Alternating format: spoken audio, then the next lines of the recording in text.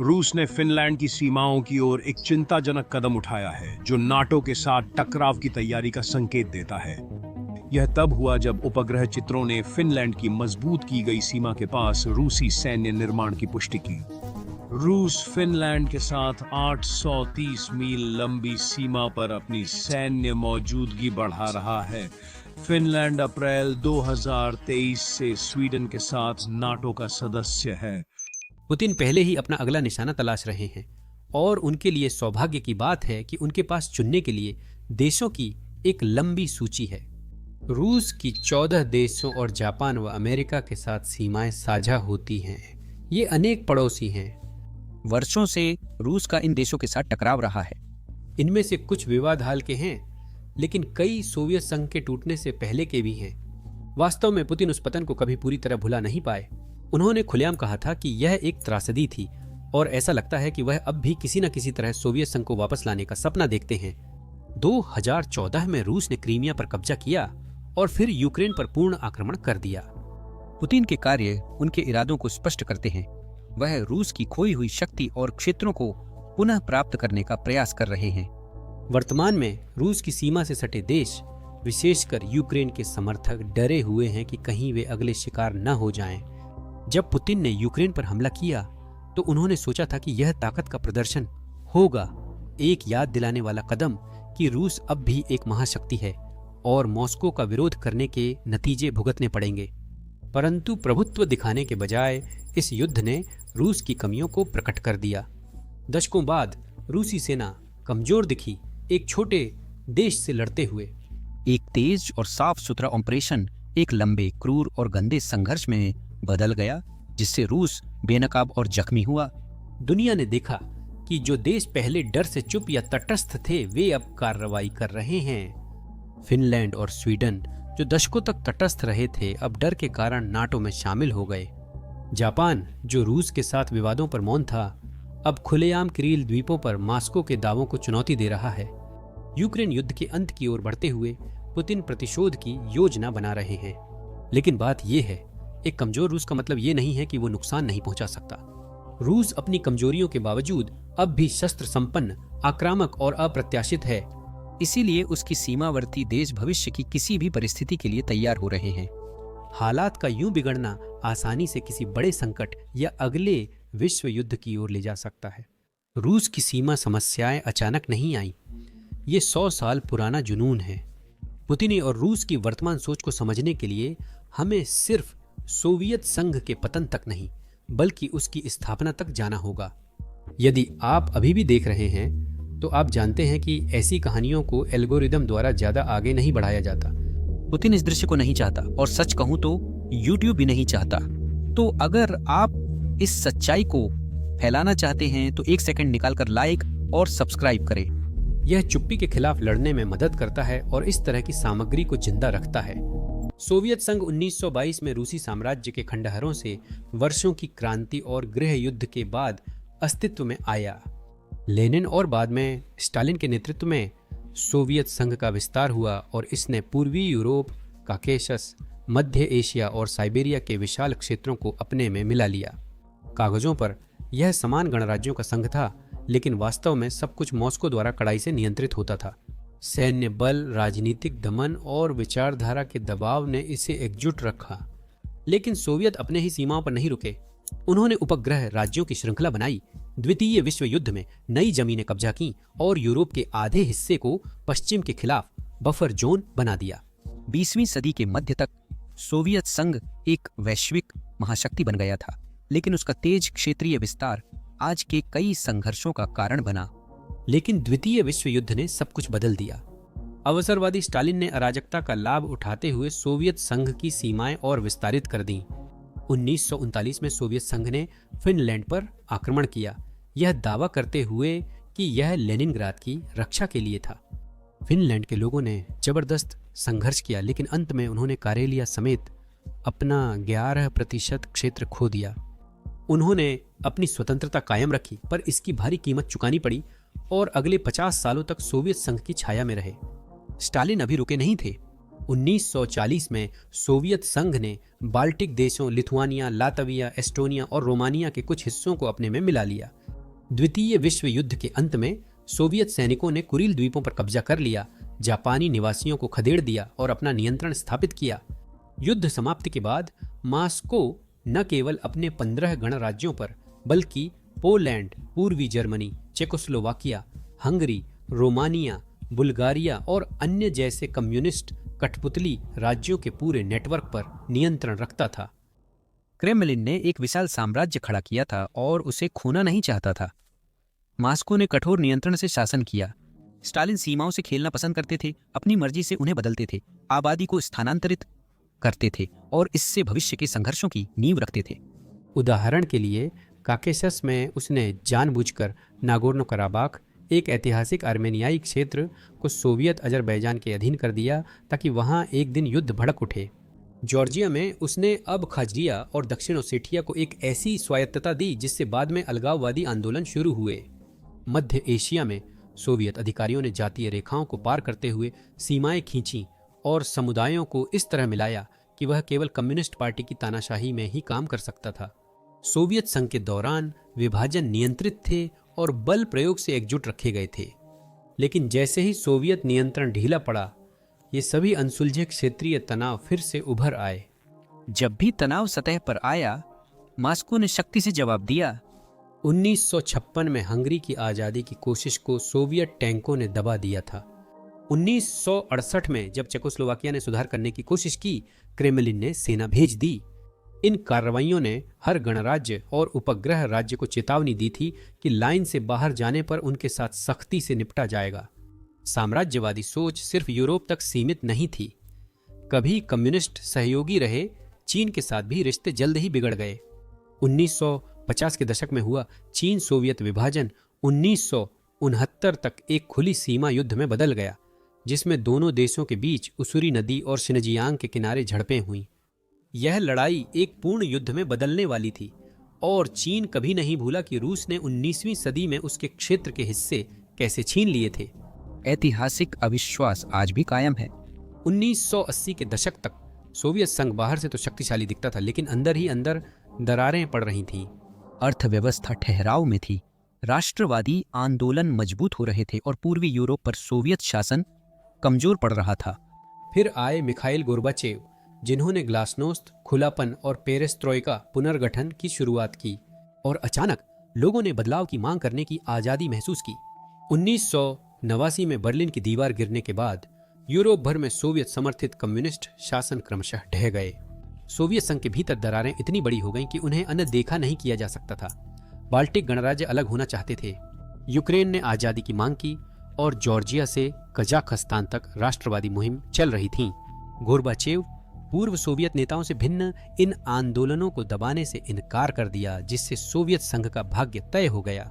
1991 तक सब कुछ समाप्त हो गया था। कट्टरपंथियों ने संघ को बचाने के लिए हताशा में तख्ता पलट की कोशिश की, लेकिन वह बुरी तरह असफल रही। दिसंबर तक सोवियत संघ 15 स्वतंत्र देशों में विभाजित हो गया था।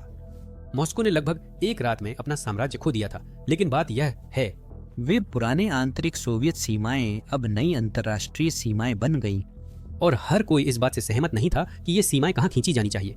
लाखों जातीय रूसी अचानक खुद को यूक्रेन, कजाकिस्तान और बाल्टिक देशों में रहते हुए पाए। चेचन्या, अबखाजिया और नागोर्नो कराबाख में अलगाववादी आंदोलनों ने संघर्ष का रूप ले लिया और रूस आसानी से अपना प्रभाव छोड़ने को तैयार नहीं था। यहीं से रूस के आधुनिक सीमा विवादों की शुरुआत हुई। सोवियत संघ के विघटन ने एक शक्ति शून्य छोड़ दिया और मॉस्को इसे भरने के लिए दृढ़ था। रेड आर्मी ने यूरेशिया भर के ठिकानों से पीछे हटना शुरू किया, परंतु रूस अब भी पूर्व सोवियत पड़ोसी देशों को अपना पिछवाड़ा मानता था। जब भी इन देशों ने मॉस्को के प्रभाव से दूर जाने की कोशिश की, रूस ने आर्थिक दबाव, राजनीतिक चालबाजी या सैन्य हस्तक्षेप के द्वारा उन्हें याद दिलाया कि असली नियंत्रण किसके पास है। यही वह आधार है जिस पर आज हम हर पोस्ट सोवियत सीमा विवाद को देखते हैं। यूक्रेन, जॉर्जिया में जॉर्जिया, फिनलैंड, चीन, जापान और अजरबैजान का रूस के साथ भिन्न इतिहास है, लेकिन जड़ कारण हमेशा एक ही रहता है। मॉस्को मानता है कि उसे इन जमीनों का हक है और जब भी मौका मिलता है वह अपना प्रभाव वापस पाने के लिए कदम उठाता है। सोवियत संघ भले गया, पर उसे बनाने वाली मानसिकता कभी नहीं गई।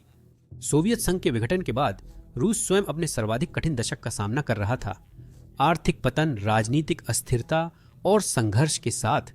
लेकिन मॉस्को अपनी पुरानी ताकत को पूरी तरह छोड़ने को तैयार नहीं था। क्रेमलिन ने रूस को सोवियत संघ का उत्तराधिकारी घोषित किया, जिससे उसे संयुक्त राष्ट्र सुरक्षा परिषद की सीट, परमाणु हथियार और सैन्य ढांचा प्राप्त हुआ। लेकिन इन फायदों के साथ प्रभाव कम होने का अभिशाप भी आया। रूस ने खुद को नए स्वतंत्र देशों से घिरा पाया। कुछ पूर्णतः अलग हो गए थे, जबकि अन्य अभी भी पुरानी सोवियत निर्भरता में उलझे थे। एक रात में यूक्रेन आजाद हो गया।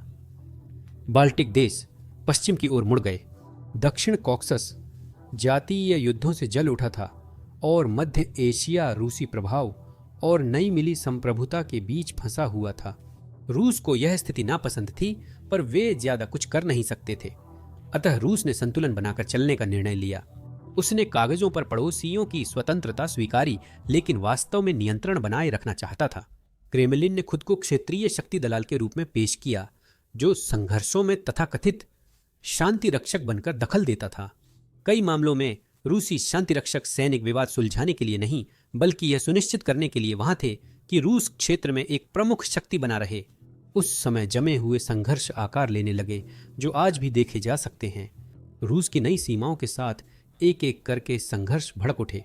मोल्दोवा के ट्रांसनिस्ट्रिया क्षेत्र, जहां बड़ी संख्या में रूसी भाषी लोग और सोवियत सेना की इकाइयां थीं, ने 1992 में स्वतंत्रता की घोषणा कर दी। एक युद्ध छिड़ गया, जिसमें रूसी सैनिक अलगाव को लागू करने के लिए हस्तक्षेप करने आए। नतीजा, मोल्दोवा की सीमाओं में मौजूद एक रूसी समर्थक क्षेत्र, जो जमे हुए संघर्ष की तरह काम करता है और मॉस्को इसे अपने फायदे के लिए इस्तेमाल करता है। कॉकसस में भी ऐसी ही घटना घटी। सोवियत संघ के पतन के बाद 1992 और 1993 में जॉर्जिया के अबखाजिया और दक्षिण ओसेटिया क्षेत्रों में अलगाववादी युद्ध भड़क उठे। रूसी समर्थन के साथ अलगाववादी क्षेत्रों ने जॉर्जियाई सेनाओं को पीछे धकेल दिया। हालात सामान्य होने तक दोनों क्षेत्र रूसी नियंत्रण में आ गए थे। इसके अलावा नागोर्नो कराबाख भी था। सोवियत संघ के विघटन के बाद आर्मेनिया समर्थित लड़ाकों ने इस एन्क्लेव पर नियंत्रण हेतु अजरबैजान से युद्ध किया। 1994 तक युद्ध समाप्त हो गया था और कराबाख तथा अजरबैजान के बड़े हिस्से पर आर्मेनियाई बलों का नियंत्रण हो गया था। रूस ने संघर्ष विराम करवाया, पर यह सुनिश्चित किया कि संघर्ष कभी पूर्णतया सुलझ न पाए। इन मामलों में रूस ने मध्यस्थ की भूमिका निभाई, लेकिन वास्तव में वह इन जमे संघर्षों से पूर्व गणराज्यों को कमजोर और मॉस्को पर निर्भर रखने का प्रयास कर रहा था। रणनीति स्पष्ट थी। मॉस्को ने अलगाववादी क्षेत्रों का समर्थन किया और वहां रूसी सैनिकों को शांति रक्षक के रूप में तैनात किया। इससे ये नए देश हमेशा अस्थिर रहेंगे और रूस के प्रभाव में बने रहेंगे। और यह सिर्फ एक अस्थायी उपाय नहीं था, यह नियंत्रण की दीर्घकालिक रणनीति थी।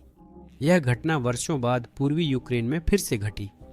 रूस अपने पड़ोसी देशों के संघर्षों में हस्तक्षेप करते हुए 1994 से 1996 तक पहले चेचन युद्ध जैसे अंदरूनी संघर्षों से भी जूझ रहा था। चेचन्या जॉर्जिया या मोल्दोवा जैसा अलग देश नहीं, बल्कि रूस का ही एक हिस्सा था। 1991 में चेचन्या द्वारा स्वतंत्रता की घोषणा के बाद येल्त्सिन ने विद्रोह दबाने हेतु सेना भेजी, लेकिन जो एक तीव्र सैन्य अभियान होना था वह पूरी तरह विपत्ति में परिवर्तित हो गया। रूसी सेना को शर्मनाक पराजय का सामना करना पड़ा। 1996 तक मॉस्को को युद्ध विराम स्वीकारना ही पड़ा, जिससे चेचन्या को वास्तविक स्वतंत्रता मिली।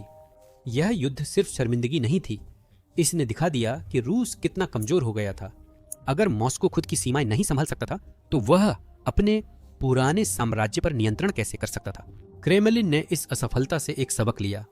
अगर फिर कभी अलगाववाद हुआ तो रूस सिर्फ जवाब नहीं देगा, यह पूरी ताकत से जवाब देगा, किसी भी विद्रोह को पनपने से पहले ही कुचल देगा। 1990 के दशक के अंत तक रूस का पड़ोसी देशों पर प्रभाव निम्नतम स्तर पर था। नेटो और यूरोपियन यूनियन पूर्वी यूरोप में विस्तार कर रहे थे, जिसमें पूर्व सोवियत उपग्रह देश पश्चिमी संस्थाओं में उत्सुकता से शामिल हो रहे थे।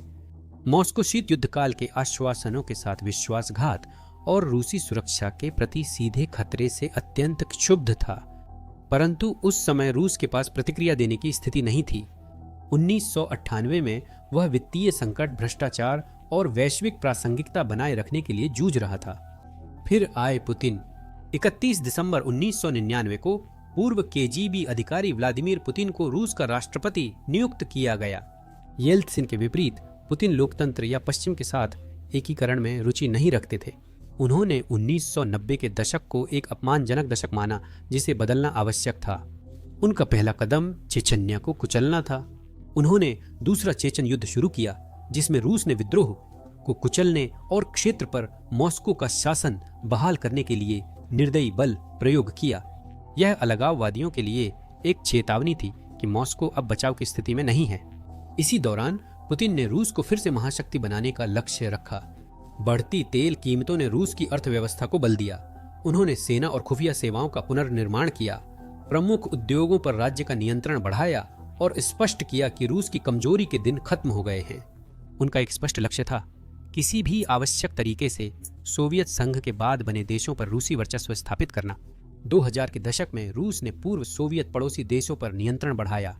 पुतिन ने मॉस्को के करीब लाने के लिए यूरेशियन इकोनॉमिक यूनियन और कलेक्टिव सिक्योरिटी ट्रीटी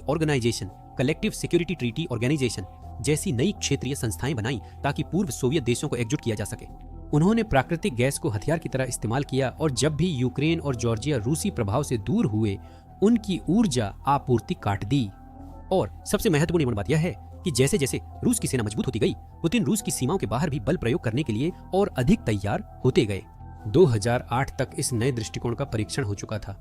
अगस्त 2008 में रूस और जॉर्जिया के बीच तनाव खुली जंग में बदल गया। जॉर्जिया ने साउथ ओसेटिया को वापस पाने हेतु अलगाववादियों पर हमला बोला।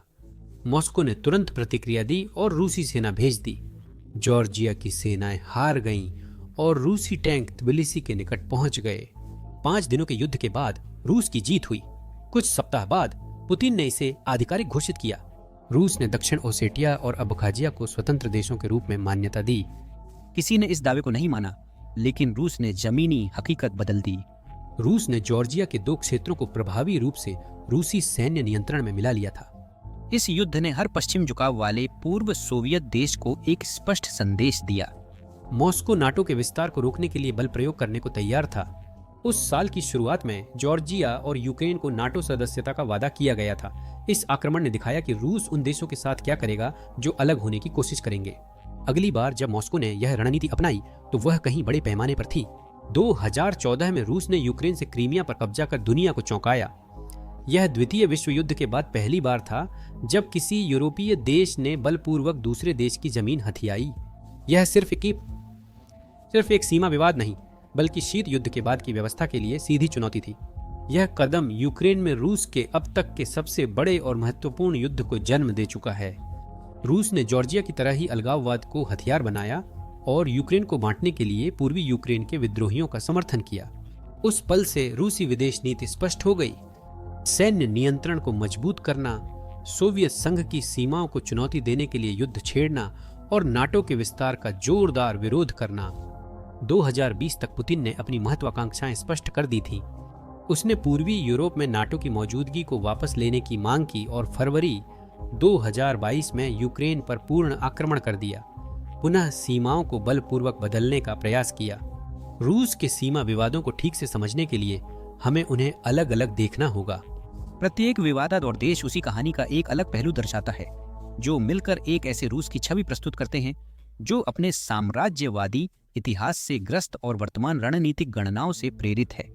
कुछ ही मिनटों में आप समझेंगे कि रूस के पड़ोसी देशों के साथ संबंध, सहयोग और संघर्ष के बीच कैसे डोलते रहे हैं, कुछ सीमाएं आज भी विवादित क्यों हैं और पुतिन की नीतियों ने स्थिति को कैसे बिगाड़ा है। यूक्रेन शुरुआत करने का सबसे अच्छा उदाहरण है। रूस की क्षेत्रीय महत्वाकांक्षाओं और ऐतिहासिक शिकायतों के लिए यूक्रेन सबसे महत्वपूर्ण देश है। रूस और यूक्रेन के संबंध सदियों पुराने हैं। रूस और यूक्रेन दोनों की उत्पत्ति कीवियन रूस से मानी जाती है, जो कीव केंद्रित एक मध्यकालीन राज्य था। समय के साथ यूक्रेन विवादास्पद प्रदेश बन गया। 18वीं सदी के अंत तक रूसी साम्राज्य ने यूक्रेन के अधिकांश हिस्से को अपने में मिला लिया था और सोवियत संघ के तहत यूक्रेन आर्थिक और सैन्य दोनों दृष्टि से सबसे महत्वपूर्ण गणराज्यों में से एक था। यूक्रेन सोवियत संघ का अन्न भंडार था। साथ ही यहाँ भारी उद्योग और प्रमुख सैन्य संपत्तियां, जिनमें क्रीमिया की ब्लैक सी फ्लीट भी शामिल थी। 1991 में यूक्रेन की स्वतंत्रता ने सोवियत संघ को एक घातक झटका दिया। यूक्रेन का नुकसान मॉस्को के लिए न केवल भावनात्मक बल्कि एक रणनीतिक आपदा भी था। सोवियत संघ के पतन के बाद रूस ने सैन्य, आर्थिक और औद्योगिक शक्ति का एक बड़ा हिस्सा खो दिया। नई सीमाएं रूसी भाषी आबादी वाले क्षेत्रों, विशेष रूप से क्रीमिया और पूर्वी यूक्रेन से होकर गुजरती थीं। फिर भी 1990 के दशक भर में रूस ने आधिकारिक रूप से यूक्रेन की सीमाओं को मान्यता दी।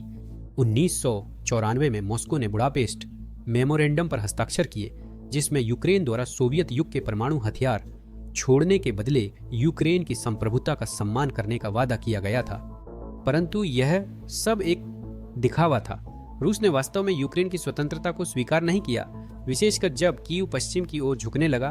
2000 तक यूक्रेन मॉस्को से दूर हो रहा था, जिससे क्रेमलिन नाखुश था। 2004 में कीव में ऑरेंज क्रांति हुई, जो चुनावी धांधली के खिलाफ विद्रोह थी। इससे पश्चिम समर्थक नेता विक्टर युशचेंको सत्ता में आए। उन्होंने यूरोपीय संघ और नाटो के साथ निकट संबंधों का समर्थन किया, जिसे पुतिन ने प्रत्यक्ष खतरा माना। यूक्रेन की नाटो सदस्यता कभी साकार न होने पर भी यूक्रेन में पश्चिमी सैन्य प्रभाव की संभावना रूस के लिए अस्वीकार्य थी। इस दौरान क्रीमिया और डोनबास में रूस समर्थक भावनाएं प्रबल रहीं। क्रेमलिन ने स्थानीय नेताओं के साथ घनिष्ठ संबंध बनाए और यह विचार फैलाया कि यूक्रेन रूस के प्रभाव क्षेत्र में है। 2013 में हालात बिगड़ गए, जब यूक्रेन के राष्ट्रपति विक्टर यानुकोविच को मॉस्को का सहयोगी माना जाने लगा था। परंतु जब उन्होंने रूसी दबाव में अचानक यूरोपियन यूनियन व्यापार समझौता खारिज कर दिया, तो यूक्रेन में व्यापक विरोध प्रदर्शन, जिसे यूरो मैदान कहा गया, आरंभ हुए। ध्यान दें कि यह यूरोपीय संघ से जुड़ा मामला था। उस समय यूक्रेन नाटो के बारे में बिल्कुल नहीं सोच रहा था। फरवरी 2014 के प्रदर्शनों ने याकोनोविच को सत्ता से बेदखल कर रूस भागने पर मजबूर किया।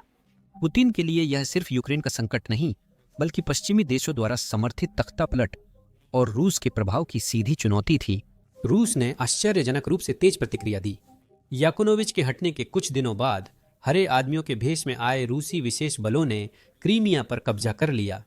मार्च 2014 में एक नकली जनमत संग्रह के बाद रूस ने क्रीमिया पर कब्जा कर लिया, जिसकी विश्व के अधिकांश देशों ने आलोचना की। पुतिन ने क्रीमिया को रूस का हिस्सा बताते हुए और वहां के जातीय रूसियों की रक्षा का हवाला देते हुए इस विलय को सही ठहराया। वास्तव में यह एक भू राजनीतिक कुशल चाल थी। इससे रूस का काला सागर बेड़ा सेवास्तोपोल में सुरक्षित हो गया। यूक्रेन की समुद्री ऊर्जा संसाधनों की पहुंच कट गई और दुनिया को संदेश मिला कि रूस सीमाएं बलपूर्वक बदलने को तैयार है। परंतु क्रीमिया तो केवल आरंभ था। रूस ने डोनबास में डोनेट्स्क और लुहांस्क के अलगाववादियों का समर्थन करके सशस्त्र विद्रोह भड़का दिया। अप्रैल 2014 तक मॉस्को द्वारा प्रशिक्षित प्रो रशियन मिलिशिया ने अलगाववादी गणराज्यों की घोषणा कर दी। यूक्रेनी सेना ने विद्रोह को दबाने का प्रयास किया, लेकिन रूसी सेना गुप्त रूप से शामिल हो गई और अलगाववादियों को कब्जा बनाए रखने में मदद की। डोनबास में युद्ध बाल्कन संघर्षों के बाद यूरोप का सबसे घातक युद्ध बन गया, जो 2021 के अंत तक 14,000 से ज्यादा लोगों की जान ले चुका था।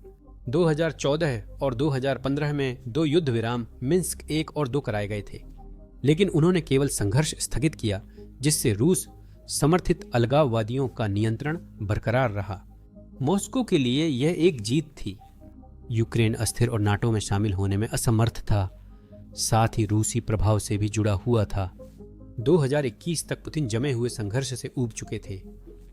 वह और अधिक चाहते थे। रूस ने यूक्रेन सीमा पर 1 लाख से अधिक सैनिक तैनात किए, नाटो के विस्तार का जवाब देने का दावा करते हुए। राजनयिक वार्ता विफल रही।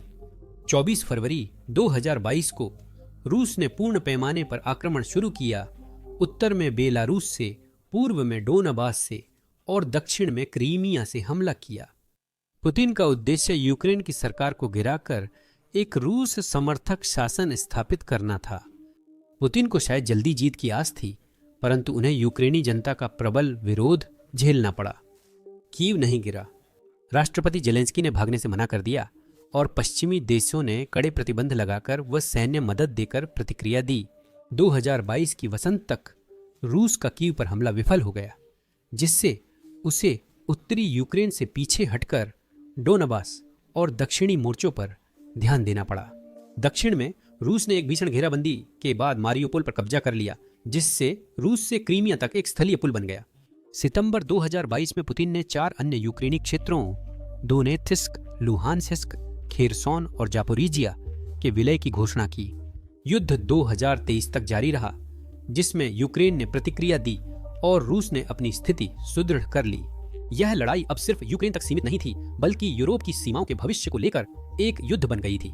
संक्षेप में, यूक्रेन में रूस का युद्ध केवल भूमि के लिए नहीं है, यह ताकत, प्रभाव और सोवियत संघ के बाद बनी सीमाओं को नकारने के बारे में है। पर इस युद्ध ने पहले ही दुनिया बदल दी थी। नाटो का विस्तार हुआ है, रूस अधिक अलग थलग हो गया है और यूक्रेन पहले से अधिक पश्चिम के निकट आ गया है। अगर पुतिन आंशिक रूप से भी सफल होते हैं तो यह उन्हें भविष्य में और आक्रामकता के लिए प्रेरित कर सकता है।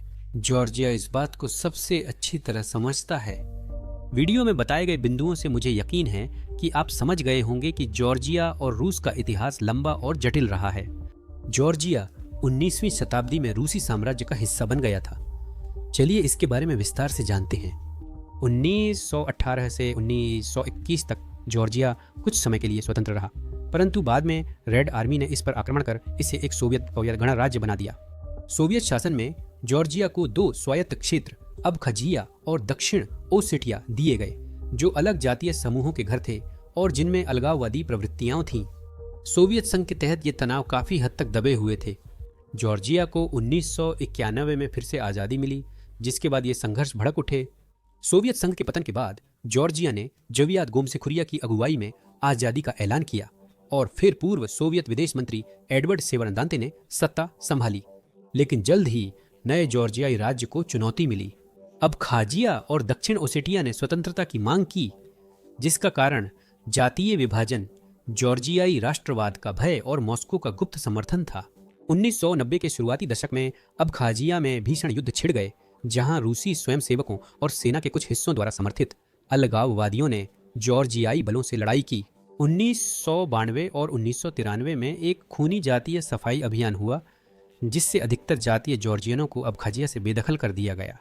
दक्षिण ओसेटिया में जॉर्जियाई सैनिकों और ओसेटियन अलगाववादियों के बीच युद्ध हुआ, जिसके परिणाम स्वरूप यह क्षेत्र जॉर्जिया के नियंत्रण से अलग हो गया। 1990 के दशक के मध्य तक जॉर्जिया ने 2 क्षेत्र खो दिए थे, जो स्वतंत्र गणराज्य बन गए। रूस ने दोनों युद्धों में अपनी संघर्ष विराम संधियों को तोड़कर महत्वपूर्ण भूमिका निभाई, जिसे नजरअंदाज करना नामुमकिन हो गया। रूसी शांति सैनिक तटस्थ नहीं थे। वे रूसी सैनिक थे जो यह सुनिश्चित कर रहे थे कि अलगाववादी सत्ता में बने रहें। 1990 के दशक और 2000 की शुरुआत में जॉर्जिया की सरकार कमजोर थी और उसे रूसी प्रभाव स्वीकारना पड़ा। 2003 में स्थिति बदल गई। गुलाब क्रांति के बाद मिखाइल साकाशविली सत्ता में आए, जो रूस विरोधी युवा नेता थे और जॉर्जिया को रूस से अलग करना चाहते थे। उन्होंने भ्रष्टाचार पर कड़ाई की, नाटो में शामिल होने का प्रयास किया और अलगाववादी इलाकों को जोड़ने की कोशिश की। पुतिन जॉर्जिया के नाटो और यूरोपीय संघ की ओर बढ़ने से नाराज हुए और इसे सीधा खतरा माना। तनाव तेजी से बढ़ गया। रूस ने अबखाजिया और दक्षिण ओसेटिया के लोगों को पासपोर्ट बांटे, जो कि क्रेमलिन की एक पारंपरिक रणनीति है, ताकि बाद में रूसी नागरिकों की रक्षा के नाम पर हस्तक्षेप को जायज ठहराया जा सके। इसी दौरान जॉर्जिया ने इन क्षेत्रों पर अपना नियंत्रण स्थापित करने के प्रयासों को और तेज कर दिया, जिससे पूरी तरह से युद्ध की स्थिति बन गई। अगस्त 2008 तक हालात अपने चरम पर पहुंच गए थे। कई महीनों के संघर्ष के बाद जॉर्जिया ने दक्षिण ओसेटिया को वापस लेने के लिए सैन्य अभियान शुरू किया, कहते हुए कि रूसी समर्थित उग्रवादी जॉर्जियाई गांवों पर हमला कर रहे थे। रूस की प्रतिक्रिया जबरदस्त थी। शांति रक्षक होने का दावा करते हुए रूसी टैंक, सैनिक और विमान जॉर्जिया में घुस गए और कुछ ही दिनों में जॉर्जियाई सेना को कुचल दिया। रूस दक्षिण ओसेटिया के बाद भी नहीं रुका। उसके सैनिक जॉर्जिया के अंदर तक घुस गए, राजधानी त्बिलिसी की ओर बढ़ते हुए। इसी बीच रूस ने अबखाजिया में दूसरा मोर्चा खोल दिया और अबखाज लड़ाकों की सहायता से जॉर्जियाई सेना के शेष भागों को खदेड़ दिया। युद्ध सिर्फ 5 दिन चला, लेकिन यह विनाशकारी था। सैकड़ों लोग मारे गए, हजारों जातीय जॉर्जियाई बेघर हुए और जॉर्जिया ने अबखाजिया और दक्षिण ओसेटिया पर नियंत्रण खो दिया। 12 अगस्त तक युद्ध विराम पर हस्ताक्षर हुए, परंतु तब तक नुकसान हो चुका था। 2 सप्ताह पश्चात रूस ने अबखाजिया और दक्षिण ओसेटिया को स्वतंत्र राष्ट्र के रूप में मान्यता प्रदान की। यह जॉर्जिया की संप्रभुता के लिए सीधी चुनौती थी, जिसे दुनिया के ज्यादातर देशों ने खारिज किया। परंतु रूस को इसकी परवाह नहीं थी। रूस ने दोनों क्षेत्रों में स्थायी सैन्य अड्डे स्थापित किए, हजारों सैनिक तैनात किए और अलगाववादी सरकारों से संधियां की। 2008 तक जॉर्जिया के अंतर्राष्ट्रीय स्तर पर मान्यता प्राप्त क्षेत्र का 20% रूसी नियंत्रण में था। 2008 का युद्ध जॉर्जिया के लिए राष्ट्रीय आघात था। जॉर्जिया की नाटो सदस्यता की कोशिश सक्रिय क्षेत्रीय विवादों की वजह से लगभग असंभव हो गई है और ठंडी पड़ गई है। रूस ने न सिर्फ 2008 में कब्जा की गई जमीन रखी, बल्कि सीमाओं को आगे बढ़ाता रहा। 2011 से रूसी सेना धीरे धीरे दक्षिण ओसेटिया की सीमा को जॉर्जिया के अंदर ले जा रही है। वे रातों रात खेतों, घरों और गांवों पर कब्जा कर रही हैं। चीन चुपचाप टुकड़ों में सीमा का विस्तार करता है और पुराने सोवियत नक्शों को इसके लिए तर्क के रूप में प्रयोग करता है। पूरी बस्तियां 2 हिस्सों में बंट गई हैं और कुछ जॉर्जियाई लोग सुबह उठते हैं तो खुद को अचानक रूसी नियंत्रण वाले इलाके में पाते हैं। यह धीमा विस्तार स्थानीय लोगों के लिए दुस्वप्न बन गया है। परिवार अपने खेतों से विच्छिन्न हो गए हैं। रूसी सीमा रक्षकों ने लोगों का अपहरण किया है और विरोध प्रदर्शनों को नजरअंदाज किया है। यह एक रणनीति है जिसे जॉर्जिया को कमजोर, विभाजित और पश्चिम के साथ पूरी तरह से मेल नहीं खाने देने के लिए बनाया गया है। युद्ध के 15 साल से भी अधिक समय बाद जॉर्जिया अभी भी एक बंटा हुआ देश है। अब खाजिया और दक्षिण ओसेटिया रूसी सैन्य क्षेत्र हैं, जहां 2008 की युद्ध विराम संधि का उल्लंघन करते हुए हजारों रूसी सैनिक तैनात हैं। जॉर्जिया का दावा है कि ये क्षेत्र उसकी भूमि है, परंतु वास्तव में ये रूस के कब्जे में है। जब भी जॉर्जिया नाटो या यूरोपीय संघ के करीब जाता है, रूस धमकियों, उकसावे या और जमीन कब्जा करने से जवाब देता है। जॉर्जिया की जनता पश्चिमी एकीकरण का भारी समर्थन करती है, किंतु उनकी सरकार को संतुलित तरीके से कार्य करना होता है। अत्यधिक दबाव एक और रूसी हस्तक्षेप को उकसा सकता है। कई मायनों में जॉर्जिया यूक्रेन के लिए परीक्षण था। 2008 में दुनिया की कमजोर प्रतिक्रिया ने पुतिन को सिखाया कि प्रतिबंध और राजनयिक विरोध के अलावा कोई ठोस परिणाम नहीं होंगे। उसने देखा कि वह जमीन हड़प कर बच सकता है। 6 साल बाद 2014 में उसने क्रीमिया पर भी वही तरीका अपनाया। जॉर्जिया अब रूस के पड़ोसी देशों के लिए एक सबक बन गया है। स्थिति अभी भी अस्थिर है, भले ही सक्रिय युद्ध नहीं हो रहा।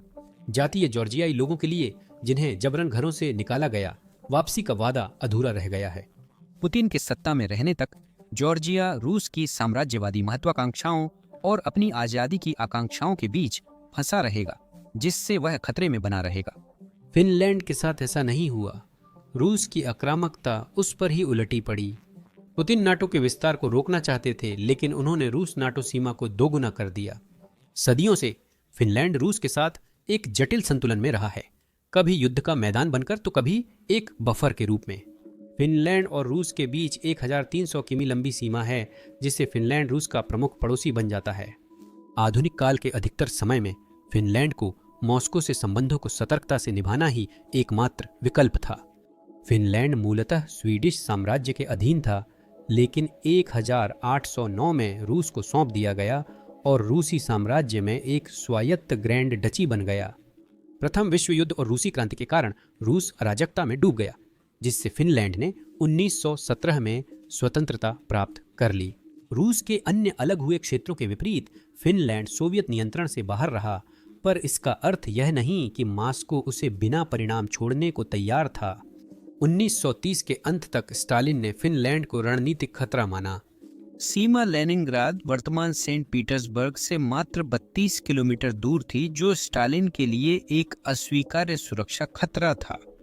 सोवियत संघ ने फिनलैंड से जमीन मांगी ताकि बफर जोन बन सके, बदले में कहीं और की जमीन देने को तैयार था। 1939 में फिनलैंड के इनकार के बाद सोवियत संघ ने आक्रमण कर दिया और शीतकालीन युद्ध शुरू हुआ।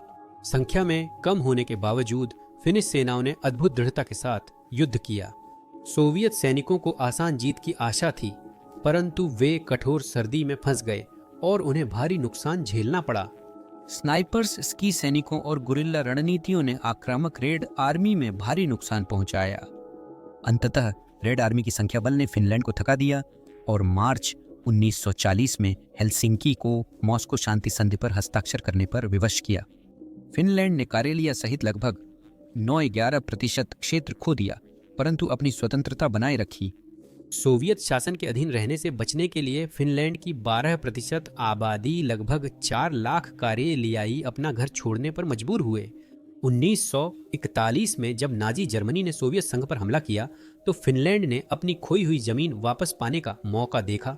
जर्मनी के साथ फिनलैंड ने कंटिन्यूएशन युद्ध शुरू किया, कारेलिया को पुनः प्राप्त किया और उत्तर से लेनिनग्राद को घेर लिया। जर्मनी के विपरीत फिनलैंड विजय के लिए नहीं बल्कि अपनी खोई हुई जमीन वापस पाने के लिए लड़ रहा था। 1944 तक सोवियतों ने फिर से बढ़त हासिल कर फिनलैंड को एक और युद्ध विराम के लिए मजबूर कर दिया। 1947 में पेरिस शांति संधि ने फिनलैंड के क्षेत्रीय नुकसान को स्थायी कर दिया। स्थिति और बिगड़ गई जब सोवियत संघ ने पोखला प्रायद्वीप को लंबी अवधि के लिए नौसैनिक अड्डे के रूप में पट्टे पर लेने की मांग की। 1956 में पट्टे के समाप्त होने के बावजूद फिनलैंड ने एक कड़ा सबक सीखा था। वह मॉस्को के प्रति खुलकर शत्रुतापूर्ण व्यवहार नहीं कर सकता था, अन्यथा विनाशकारी परिणाम होते। अधिकांश पूर्वी यूरोपीय देशों के विपरीत फिनलैंड न तो कभी सोवियत सैनिकों द्वारा कब्जा किया गया और न ही वार्सो संधि में शामिल होने के लिए मजबूर किया गया।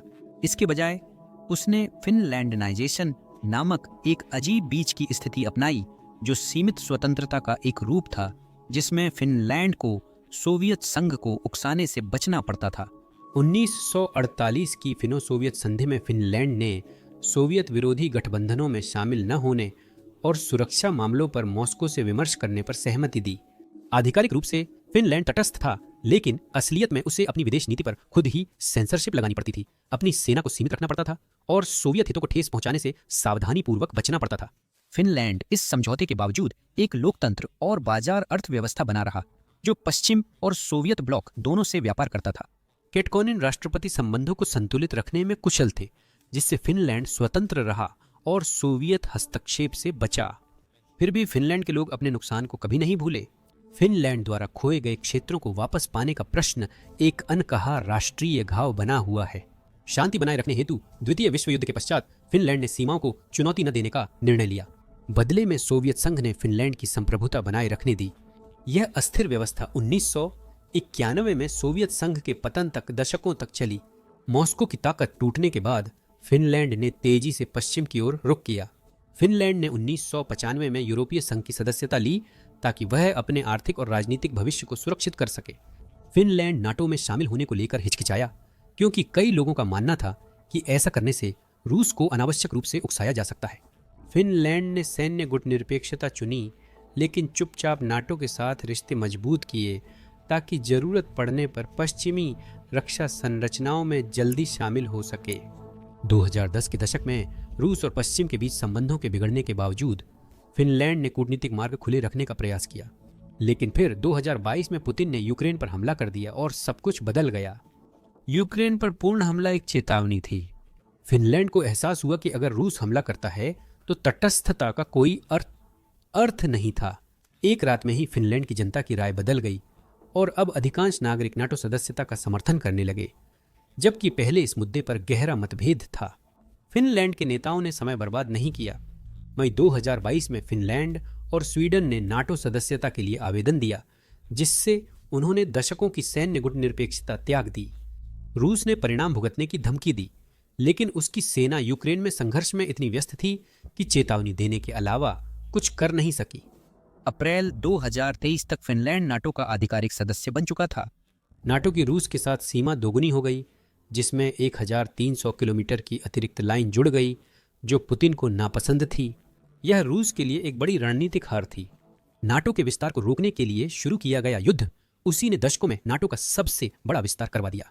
पुतिन सरकार ने फिनलैंड के इस कदम को गलत ठहराते हुए चेतावनी दी कि इससे क्षेत्रीय सुरक्षा को नुकसान पहुंचेगा। रूस ने राजनयिक संबंध निलंबित कर दिए, कुछ सैन्य इकाइयों को फिनलैंड सीमा पर तैनात किया और उत्तरी क्षेत्रों में परमाणु हथियार तैनात करने का संकेत दिया।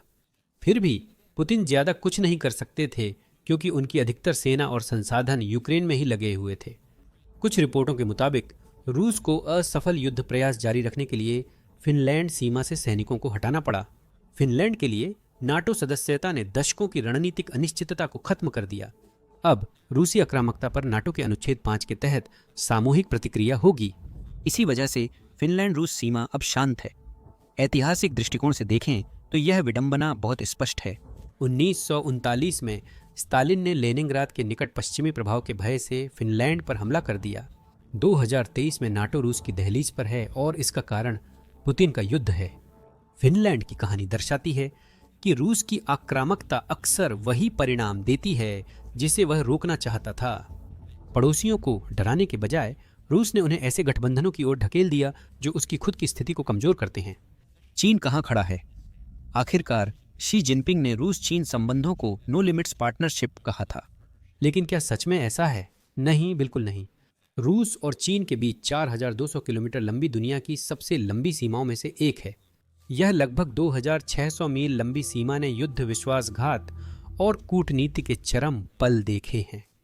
सदियों से रूस और चीन ने सहयोग और प्रतिद्वंद्विता, गठबंधन और संदेह के बीच झूलते रहे हैं। उनके सीमा संघर्षों ने आधुनिक भू राजनीति को आकार दिया है। वर्तमान साझेदारी मजबूत दिखती है, पर वास्तविक विश्वास के बजाय रणनीतिक जरूरत पर टिकी है। 19वीं सदी में रूस का साइबेरिया और सुदूर पूर्व की ओर विस्तार चीन की कीमत पर हुआ था। पतनशील किंग राजवंश को रूस सहित यूरोपीय शक्तियों के साथ अपमानजनक संधियों पर हस्ताक्षर करने पर मजबूर किया गया। 1858 की एग्न संधि और 1860 की पेकिंग संधि ने मंचूरिया के विशाल क्षेत्र, जिसमें अमूर और असुरी नदियों के आसपास की जमीनें शामिल थीं, रूस को सौंप दिए। इससे रूस को व्लादिवोस्तोक सहित आज के रूसी सुदूर पूर्व पर नियंत्रण मिला, जहां बाद में एक रणनीतिक रूसी प्रशांत बंदरगाह स्थापित हुआ। चीन आज भी इन संधियों को शताब्दी काल के अपमानजनक विदेशी हस्तक्षेप के रूप में याद करता है, जिसे वह कभी नहीं भूला। भले ही ये जमीनें आधिकारिक तौर पर छोड़ दी गईं, पर चीन की ऐतिहासिक यादों में इन्हें आज भी एक पीड़ादायक क्षति माना जाता है। अब 20वीं शताब्दी की ओर बढ़ते हैं। 1917 की बोल्शेविक क्रांति के बाद नवगठित सोवियत संघ ने शुरू में चीनी कम्युनिस्ट पार्टी का समर्थन किया। 1949 में माओ जेडोंग की सेनाओं द्वारा चीनी गृह युद्ध जीतने के बाद सोवियत संघ और पीपुल्स रिपब्लिक ऑफ चाइना मजबूत सहयोगी दिखे।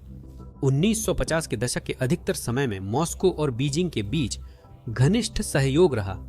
सोवियत संघ ने चीन को सैन्य सहायता, औद्योगिक तकनीक और वैचारिक मार्गदर्शन प्रदान किया, जबकि दोनों देश अपने साझा दुश्मन संयुक्त राज्य अमेरिका और पश्चिमी दुनिया के खिलाफ एकजुट खड़े थे। 1950 के दशक के अंत तक चीन सोवियत गठबंधन कड़वी प्रतिद्वंद्विता में बदल गया, जिसे सीनो सोवियत विभाजन कहा गया। इसके पीछे वैचारिक और रणनीतिक कारण थे। माओ सोवियत प्रभुत्व से नाराज थे और मानते थे कि चीन को विश्व साम्यवाद का असली नेता होना चाहिए, न कि सोवियत संघ को। सोवियत नेता निकिता क्रुश्चेव का मानना था कि माओ लापरवाह और खतरनाक रूप से कट्टरपंथी थे। राजनीतिक असहमति जल्दी ही एक गंभीर भू राजनीतिक संघर्ष में बदल गई और उनके बीच की लंबी सीमा तनाव का केंद्र बन गई। 1960 के दशक तक संबंध इतने बिगड़ चुके थे कि चीन और सोवियत संघ युद्ध के कगार पर पहुंच गए थे। सबसे गंभीर झड़प मार्च 1969 में असुरी नदी पर डेमांस्की द्वीप या चीनी में शिनबाओ दाव पर हुई थी। चीनी सैनिकों ने सोवियत सीमा रक्षकों पर हमला किया, जिससे एक भीषण लड़ाई हुई, जिसमें दोनों पक्षों कई लोग मारे गए। एक पल के लिए लगा कि ये दो परमाणु शक्ति संपन्न देश पूरी तरह युद्ध में उलझने वाले हैं। रिपोर्टों के अनुसार मॉस्को ने चीन की परमाणु सुविधाओं पर पूर्व निर्धारित परमाणु हमले पर विचार किया था। यह इतिहास बदल सकता था, लेकिन अंततः तीव्र कूटनीति के बाद संकट कम हुआ, लेकिन सीमा कई वर्षों तक भारी सैन्यकृत बनी रही। 1970 के दशक के दौरान सीमा पर लाखों सैनिक तैनात थे और दोनों देश एक विनाशकारी युद्ध की तैयारी में जुटे थे। चीन सोवियत विभाजन ने चीन को अमेरिका के साथ एक अप्रत्याशित साझेदारी की ओर ले गया, जो एक विडंबना है। 1972 में रिचर्ड निक्सन के बीजिंग दौरे ने वैश्विक गठबंधनों में ऐतिहासिक परिवर्तन की शुरुआत की। इस दौरान सोवियत संघ ने खुद को दो मोर्चों वाली शीत युद्ध में फंसा पाया, पश्चिम में नाटो और पूर्व में शत्रुतापूर्ण चीन के बीच। 1980 के दशक तक संबंधों में नरमी आनी शुरू हुई। चीन के डोंग श्याओपिंग और सोवियत संघ के मिखाइल गोर्बाचेव ने सामान्यीकरण की दिशा में कदम उठाए। 1991 में सोवियत संघ के विघटन से कुछ समय पहले दोनों पक्षों ने समझौते पर हस्ताक्षर किए, जिससे उनके अधिकतर पूर्वी सीमा विवाद सुलझ गए। सोवियत संघ के पतन के बाद रूस और चीन ने इस प्रक्रिया को जारी रखा और 1994, 1997, 1999 और 2004 में सीमा समझौतों को अंतिम रूप दिया। 2004 में रूस ने चीन को तेरेबारो द्वीप, चीनी में यिंगलोंग द्वीप और एक अन्य द्वीप का आधा हिस्सा देने पर सहमति जताई, जो अंतिम प्रमुख समझौतों में से एक था। 2008 तक रूस चीन सीमा पूरी तरह से निर्धारित हो गई थी, जिससे यह रूस की उन कुछ सीमाओं में से एक बन गई जिन पर आज कोई सक्रिय क्षेत्रीय विवाद नहीं है। रूस और चीन ने सीमा तय होने के बाद अमेरिका के वैश्विक प्रभुत्व के खिलाफ एकजुट होकर सहयोग करना शुरू किया। दोनों देशों ने एक बहुध्रुवीय विश्व को बढ़ावा दिया, पश्चिमी प्रभाव और नाटो के विस्तार का विरोध किया। उन्होंने अमेरिकी गठबंधनों का मुकाबला करने के लिए शंघाई सहयोग संगठन जैसी नई रूपरेखाएं बनाई। आर्थिक रूप से यह संबंध फलने फूलने लगा। चीन रूस का सबसे बड़ा व्यापारिक साझेदार बन गया, जो रूसी तेल, गैस और कच्चे माल की भारी मात्रा खरीदता है। 2019 में शुरू हुई power of Siberia gas pipeline ने उनकी आर्थिक निर्भरता को और गहरा किया, परंतु इस साझेदारी में एक स्पष्ट असंतुलन विद्यमान है। अब चीन प्रमुख शक्ति है, जबकि रूस तेजी से जूनियर पार्टनर बनता जा रहा है। रूसी लोग व्यक्तिगत रूप से साइबेरिया और रूसी सुदूर पूर्व में चीन के दीर्घकालिक इरादों को लेकर चिंतित हैं। जनसंख्या का अंतर चौंकाने वाला है। रूस के विशाल और संसाधन समृद्ध सुदूर पूर्व में केवल 6 से 7 मिलियन रूसी निवास करते हैं। वहीं सीमा पार चीन के हेलोंगजियांग प्रांत में करोड़ों चीनी रहते हैं। कुछ रूसी आशंकित हैं कि भविष्य में चीन इस क्षेत्र पर आर्थिक या जनसांख्यिकीय प्रभुत्व स्थापित कर सकता है। हालांकि बीजिंग ने वर्तमान सीमाओं को चुनौती देने में कोई सरकारी रुचि प्रदर्शित नहीं की है।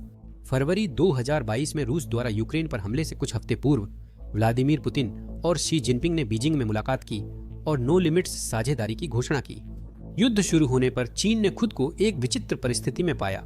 बीजिंग ने आक्रमण का खुला समर्थन नहीं किया, परंतु इसकी निंदा भी नहीं की। चीन ने नाटो को दोषी ठहराया और रियायती दर पर रूसी ऊर्जा खरीदकर उसकी अर्थव्यवस्था को प्रतिबंधों के बावजूद चलाता रहा। संयुक्त राष्ट्र में चीन ने रूस का पूरा समर्थन न कर मतदान से दूर रहा।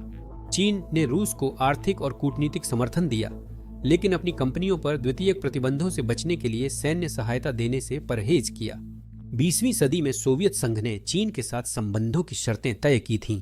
आज यह स्थिति बिल्कुल उलट गई है। आर्थिक शक्ति, वैश्विक प्रभाव और दीर्घकालिक रणनीतिक दबदबे के मामले में चीन रूस से काफी आगे है। पुतिन और शी ने भले ही एकता दिखाई हो, परंतु अंदर ही अंदर रूस चीन पर निर्भरता बढ़ाता जा रहा है। वर्तमान में रूस और चीन पश्चिमी वर्चस्व के खिलाफ एकजुट होकर करीबी साझेदार बने हुए हैं। हालांकि यह उनके बीच समानता का एकमात्र पहलू नहीं है। जापान उनका पूर्व साझा प्रतिद्वंद्वी है। जापान चीन का ऐतिहासिक दुश्मन है, जिसने द्वितीय विश्व युद्ध में उस पर आक्रमण किया, नानजिंग नरसंहार जैसी क्रूरताएं की और उसके बड़े हिस्से पर कब्जा किया था। पूर्वी चीन सागर के विवादित क्षेत्रों को लेकर चली आ रही लंबी तनातनी के इतिहास के घाव आज भी गहरे हैं, जो स्थिति को और बिगाड़ते हैं। यह वीडियो रूस के बारे में है और रूस जापान की मुख्य अनसुलझी समस्या कुरील द्वीप विवाद है। जापान में उत्तरी क्षेत्र मुद्दा कहे जाने वाला यह विवाद रूस के सबसे पुराने सीमा संघर्षों में से एक है, जो 7 दशकों से अधिक समय से अनसुलझा है। विवाद की जड़ें द्वितीय विश्व युद्ध के अंत में हैं, जब सोवियत संघ ने जापान के कब्जे वाले कुरील द्वीप समूह और दक्षिणी सखालिन पर अंतिम समय में हमला कर कब्जा कर लिया था। कुरील द्वीप समूह रूस के कामचटका प्रायद्वीप से जापान के उत्तरी द्वीप होक्काइडो तक फैला हुआ है, जो ओखोत्स्क सागर और प्रशांत महासागर के बीच एक रणनीतिक बाधा बनाता है। भू राजनीतिक महत्व के साथ ये द्वीप समृद्ध मत्स्य क्षेत्र, संभावित गैस और तेल भंडार और महत्वपूर्ण सैन्य महत्व भी रखते हैं। इतिहास में रूस और जापान दोनों ने इन द्वीपों पर दावा किया है, लेकिन 19वीं सदी के अंत तक उनके बीच एक समझौता हुआ था। 1875 की सेंट पीटर्सबर्ग संधि में रूस ने पूरी कुरिल श्रृंखला जापान को दे दी और बदले में जापान ने सखालिन पर अपना दावा छोड़ दिया, जिससे रूस को उस द्वीप पर पूर्ण नियंत्रण मिला। द्वितीय विश्व युद्ध ने सीमा को शांतिपूर्वक तय करने की प्रक्रिया को बिगाड़ दिया। अगस्त 1945 में द्वितीय विश्व युद्ध के अंत के समय सोवियत संघ ने याल्टा सम्मेलन में अमेरिका और ब्रिटेन से किए गए वादे निभाते हुए जापान पर युद्ध घोषित किया। कुछ दिनों बाद सोवियत सेना ने जापान के नियंत्रित क्षेत्रों, जिसमें दक्षिणी सखालिन और कुरील द्वीप शामिल थे, पर बड़ा आक्रमण किया। 1945 के अंत तक सोवियत संघ ने पूरे कुरील द्वीप समूह पर नियंत्रण कर लिया और जापानी नागरिकों को जापान भेज दिया गया। इटूरू, कुनाशिर, शिकोटान और हम्बोमाई इनलेट्स ये 4 द्वीप पूरे विवाद में सबसे महत्वपूर्ण थे। जापान का कहना है कि ये द्वीप हमेशा से उसकी सीमा का हिस्सा रहे हैं और इन्हें कभी भी सोवियत युद्धकालीन विजय में शामिल करने का इरादा नहीं था। मॉस्को इससे असहमत है और कहता है कि युद्ध के बाद के समझौतों के तहत पूरी किरील श्रृंखला सही ढंग से सोवियत नियंत्रण में स्थानांतरित हो गई थी। याल्टा सम्मेलन में मित्र देशों ने सहमति दी थी कि कुरिल द्वीप सोवियत संघ को मिलेंगे। 1951 की सैन फ्रांसिस्को शांति संधि में जापान ने कुरिल द्वीपों पर दावे छोड़े, पर संधि में ये द्वीप स्पष्ट रूप से सोवियत संघ को नहीं दिए गए और यूएसएसआर ने संधि पर हस्ताक्षर भी नहीं किए। जापान का तर्क है कि विवादित 4 द्वीप कुरिल श्रृंखला का हिस्सा नहीं थे, बल्कि होक्काइडो का विस्तार थे, इसलिए उन पर जापान के दावे छोड़ने का कोई असर नहीं होता। यह कानूनी खामी जापान के लगातार दावों की नींव बन गई। इस अनसुलझे क्षेत्रीय विवाद के कारण जापान और सोवियत संघ ने द्वितीय विश्व युद्ध के बाद कभी शांति संधि पर हस्ताक्षर नहीं किए। तकनीकी तौर पर उनका युद्ध कभी समाप्त नहीं हुआ और वे कानूनी रूप से शांति के बजाय युद्ध विराम की स्थिति में ही बने रहे। शीत युद्ध के दौरान इस क्षेत्रीय संघर्ष ने जापान और सोवियत संघ को एक दूसरे से दूर रखा। अमेरिका ने अनौपचारिक तौर पर जापान के दावों का समर्थन किया और कहा कि रूस के साथ संबंधों को सामान्य करने के लिए किरील विवाद का हल जरूरी है। 1956 में दोनों पक्षों ने समझौता किया। सोवियत संघ और जापान ने राजनयिक संबंधों को बहाल करने की सहमति पर हस्ताक्षर किए। इस समझौते में सोवियत संघ ने शिकोतान और हम्बोल्टमाई इनलेट्स नामक 2 छोटे द्वीपों को शांति संधि के बाद लौटाने पर सहमति दी। संधि अस्तित्व में नहीं आई क्योंकि अमेरिका ने जापान पर दबाव डाला कि वह 2 द्वीपों पर ही समझौता न करे और सुझाव दिया कि अगर जापान बड़े 2 द्वीपों पर दावा छोड़ देता है तो अमेरिका ओकिनावा को अनिश्चित काल तक अपने प्रशासन के अधीन रख सकता है। जापान ने समझौता करने से मना कर दिया और यह मुद्दा अनसुलझा रहा। सोवियत संघ के विघटन के पश्चात जापान को आशा थी कि दुर्बल पड़ा रूस द्वीपों पर समझौते के लिए राजी हो जाएगा। 1990 के दशक में बोरिस येल्त्सिन के नेतृत्व में एक संभावित समझौते पर गंभीर बातचीत हुई थी।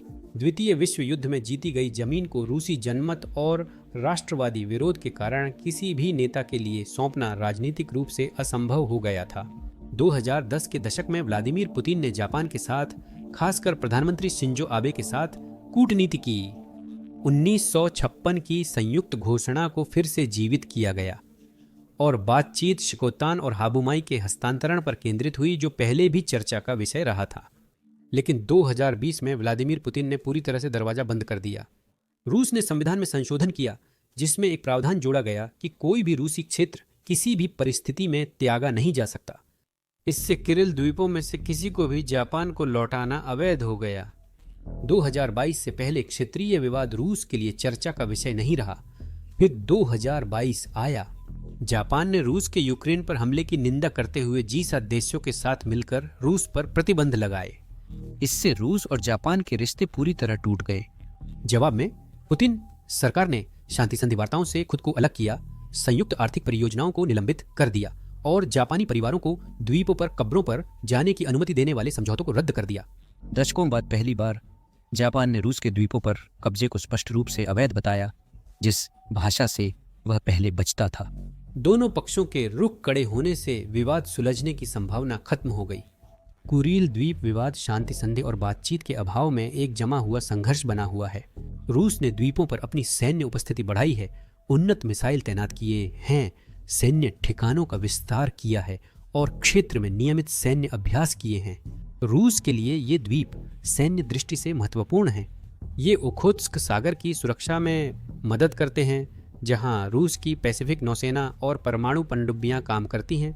कुरील द्वीप रूस की पूर्वी नौसैनिक पहुंच पर उसकी प्रभुत्वता सुनिश्चित करते हैं, जिससे ये ऐतिहासिक ट्रॉफी से कहीं अधिक महत्वपूर्ण है। जापान के लिए यह विवाद द्वितीय विश्व युद्ध का एक दर्दनाक और अधूरा अध्याय है। रूस के साथ पूर्ण कूटनीतिक संबंध स्थापित करने में यह मुद्दा बाधक है।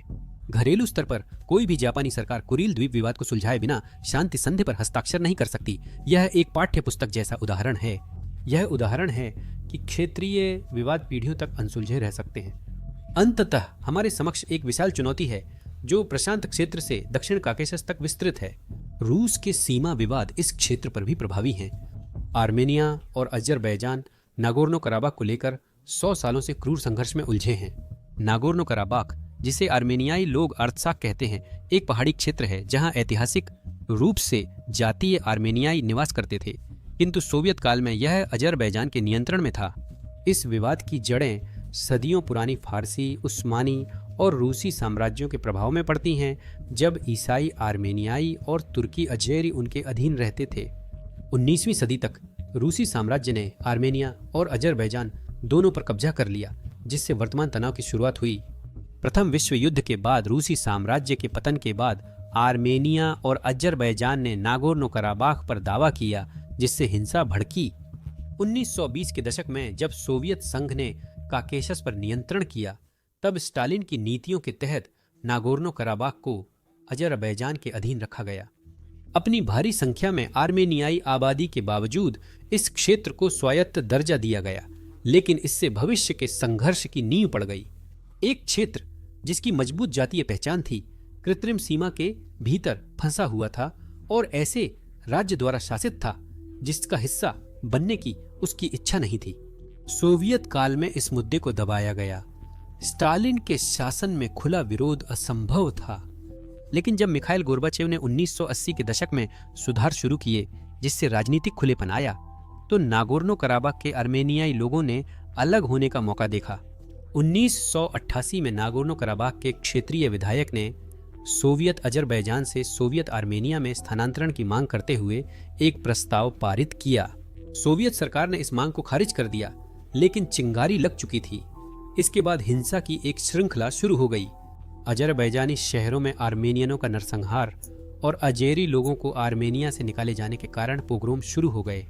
1991 में सोवियत संघ के विघटन के बाद संघर्ष अनियंत्रित हो गया और कराबाख आर्मेनियनों ने स्वतंत्रता घोषित कर दी। यह अजरबैजान से अलग होने की कार्रवाई थी, जिससे आर्मेनिया और अजरबैजान में युद्ध छिड़ गया।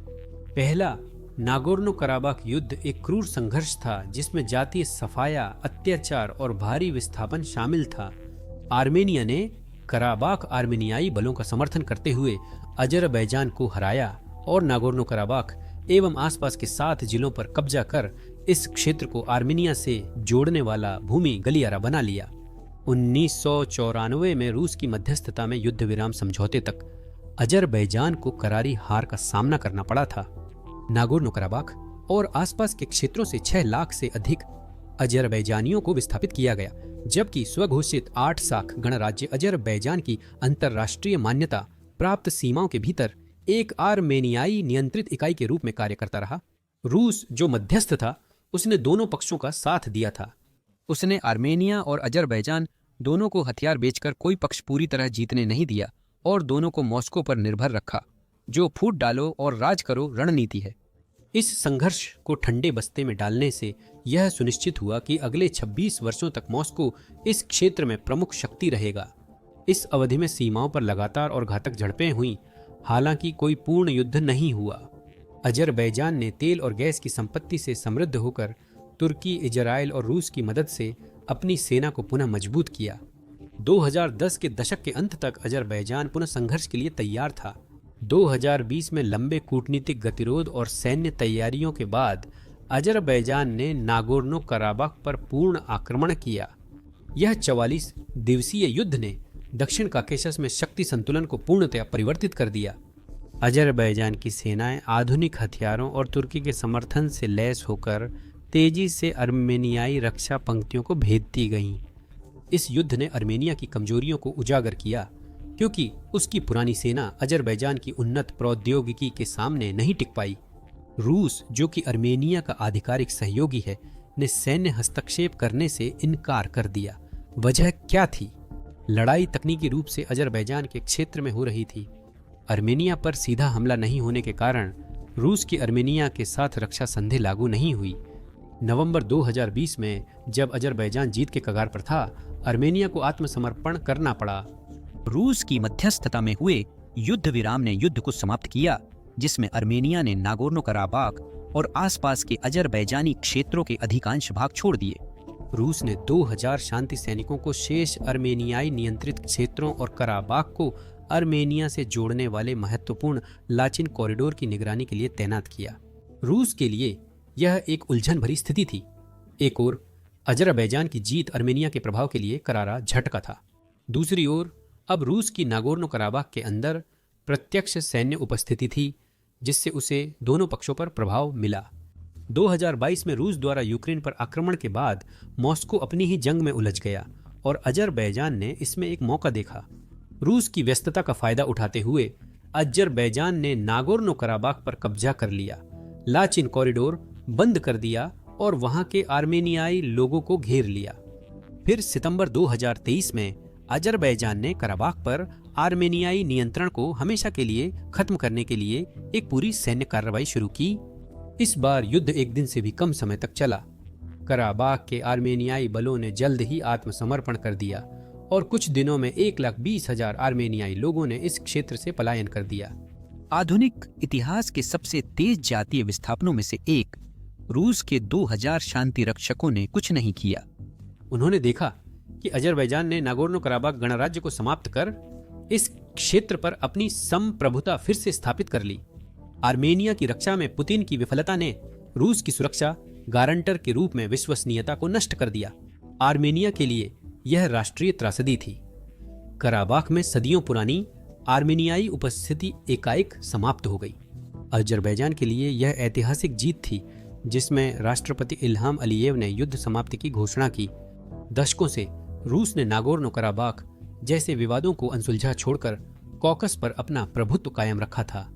अजरबैजान तुर्की के समर्थन से इस क्षेत्र में प्रमुख शक्ति बन गया है, जिससे रणनीति उलट गई है। आर्मेनिया, जो रूस से धोखा महसूस कर रहा है, अब मॉस्को पर अपनी निर्भरता पर प्रश्न उठा रहा है। रूस की कार्रवाई में विफलता ने न सिर्फ आर्मेनिया बल्कि पूरे पोस्ट सोवियत क्षेत्र में उसकी सुरक्षा गारंटियों पर संदेह पैदा किया है। आर्मेनिया अब पश्चिमी देशों के साथ घनिष्ठ संबंधों की तलाश कर रहा है। उसने CSTO सैन्य अभ्यासों की मेजबानी करने से इनकार कर दिया है और यूरोपीय संघ के शांति पर्यवेक्षकों के साथ संवाद कर रहा है। येरेवान में प्रदर्शनकारियों ने आर्मेनिया से रूस के प्रभाव क्षेत्र को पूर्णतः त्यागने की मांग की, जो पहले अकल्पनीय था। इस बीच तुर्की ने क्षेत्र में अपना प्रभाव बढ़ाकर काकेशस में शक्ति संतुलन मॉस्को से हटा दिया है। काकेशस में रूसी प्रभाव का ह्रास पुतिन के लिए एक बड़ा झटका है। यह रूस की अपनी सीमाओं को नियंत्रित करने और पूर्व साम्राज्य में शक्ति दिखाने की घटती क्षमता को उजागर करता है। अजरबैजान की जीत, आर्मेनिया की हार और तुर्की के बढ़ते प्रभाव से दक्षिण काकेशस अब रूस के नियंत्रण से बाहर हो गया है। यह क्षेत्र मॉस्को के नियंत्रण से बाहर हो रहा है। अतः रूस के सीमा विवाद न केवल भूगोल बल्कि ऐतिहासिक विरासत, रणनीतिक संस्कृति और राजनीतिक विकल्पों का सीधा परिणाम है, जिन्होंने सदियों से उसकी दिशा निर्धारित की है। यूक्रेन से जॉर्जिया, जमे हुए कुरिल द्वीपों से कॉकस तक के रूस के विवाद, सोवियत संघ के पतन, एक अमिट साम्राज्यवादी मानसिकता और एक सुरक्षा सिद्धांत से उपजे हैं, जो पड़ोसियों को स्वतंत्र राष्ट्र नहीं बल्कि बफर जोन व रणनीतिक संपत्ति मानता है। रूस अपने पूर्व साम्राज्य पर नियंत्रण बनाए रखने के लिए लगातार संघर्षों का निर्माण करने की रणनीति का इस्तेमाल करता है। रूस ने Transnistria, Abkhazia, south Ossetia, Donbas और नागोर्नो कराबाख में जानबूझकर अंतहीन संघर्ष पैदा किए हैं। इस तरह न केवल ये क्षेत्र मॉस्को पर निर्भर रहते हैं, बल्कि यह पश्चिम, खासकर नाटो और यूरोपीय संघ के खिलाफ भी प्रभावी है। दोनों संगठन ऐसे सदस्यों को स्वीकार नहीं करते जिनके सक्रिय क्षेत्रीय विवाद हों, क्योंकि इससे उन्हें रूस के साथ सैन्य टकराव का सामना करना पड़ सकता है। इसलिए जॉर्जिया और यूक्रेन जैसे देश अपनी महत्वाकांक्षाओं के बावजूद राजनीतिक अनिश्चितता में फंसे हैं। मॉस्को अपनी जमीन को विवादित रखकर यह सुनिश्चित करता है कि ये देश पूर्व पश्चिम के बीच फंसे रहें और पूरी तरह उसकी छाया से बाहर न निकल पाएं। रूस के सीमा विवादों का एक और मुख्य कारण जातीय राजनीति है। पुतिन और क्रेमलिन ने अपने आप को विदेश में रहने वाले जातीय रूसियों और रूसी भाषियों के संरक्षक के रूप में पेश करते हुए हस्तक्षेप करने का बहाना बनाया है। 2014 में क्रीमिया के विलय और 2022 में यूक्रेन पर आक्रमण के लिए यही मुख्य तर्क दिया गया था। मॉस्को का दावा है कि वह रूसी भाषी लोगों को उत्पीड़न से बचा रहा है। यह कथा रुस्कीमिर की अवधारणा से जुड़ी है, जिसमें यह विश्वास है कि रूस की जिम्मेदारी है कि वह अपने प्रभाव क्षेत्र के तहत सभी रूसी भाषी और ऑर्थोडॉक्स स्लाव लोगों की रक्षा करे और उन्हें एकजुट करे। यह विचारधारा राष्ट्रवाद और क्षेत्रीय विस्तार को उचित ठहराने के बारे में है।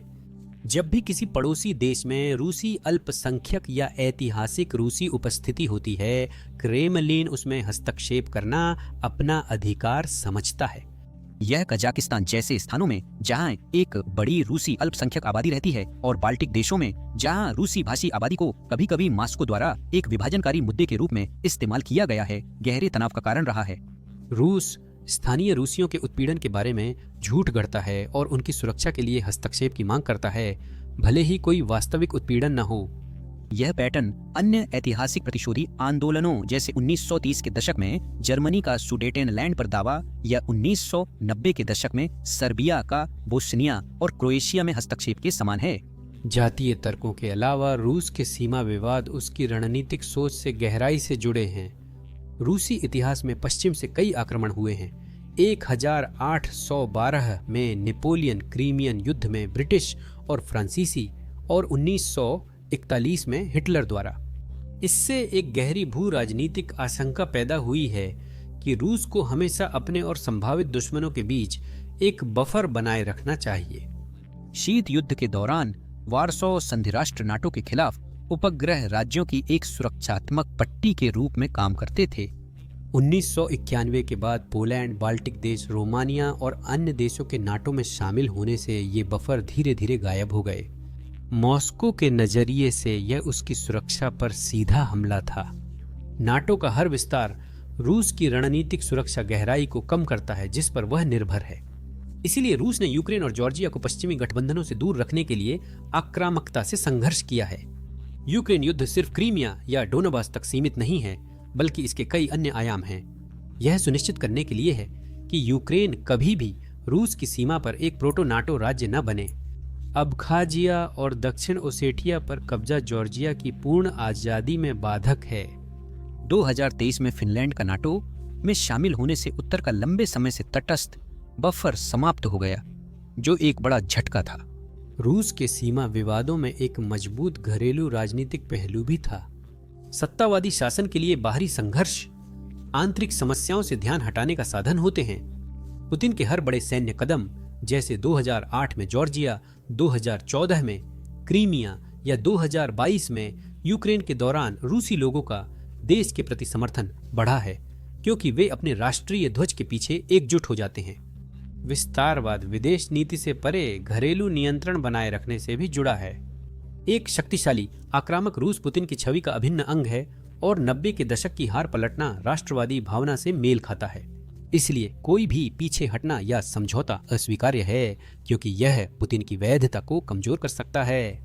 हालांकि इस रणनीति में जोखिम भी हैं। अगर रूस के युद्ध बहुत महंगे साबित होते हैं, जैसे यूक्रेन में, तो घरेलू असंतोष बढ़ सकता है। रूस पर आर्थिक प्रतिबंध, सैन्य हताहत और लंबे संघर्ष से पहले से ही दरारें दिख रही हैं, जो उसके संसाधनों को खत्म कर रहे हैं।